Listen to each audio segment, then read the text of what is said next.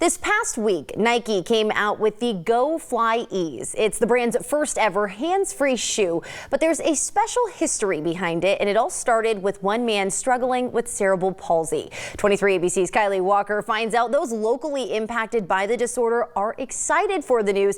She's live in Central Bakersfield with more. Kylie? For some, it's as easy as tying a shoe, but for others, it's nearly impossible, which is why one Florida man became the inspiration behind Nike's newest shoes. And tonight, we find out how the power of a letter can be so impactful. It doesn't matter who you are or what adversities you may face in your life.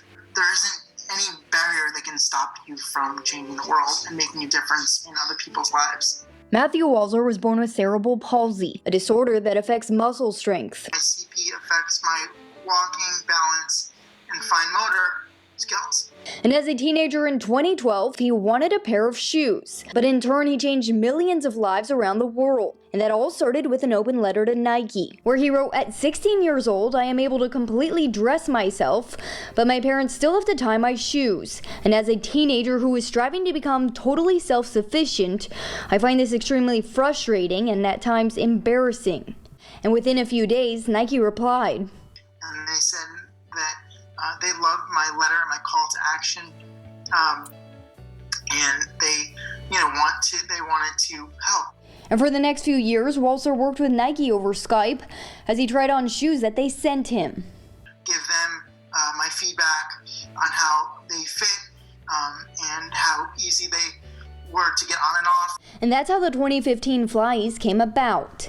And while the original version had Velcro, this past week Nike came out with the newest version of the Go Flyease, making them their first ever hands-free shoe. What really resonates with me, parents of kids with CP reaching out to me and saying that because of Nike's innovation with the Flyease, their child put on their own shoes for the first time.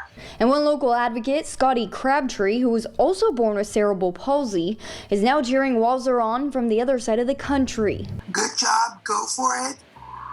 Do whatever they need you to do to get more of these shoes made, because there's tons of people out there with cerebral palsy that are going to need these shoes to be able to live a better life. Crabtree says the disability community needs these voices. He got what he needed done. He wasn't going to stop, and neither will I for Bakersfield. Now, if you'd like to have more information on these shoes or about Walzer's story, we'll have this information on our website, turnto23.com. Now, it is also important to note that next month is Cerebral Palsy Awareness Month nationally, so we will have more information on that at that time.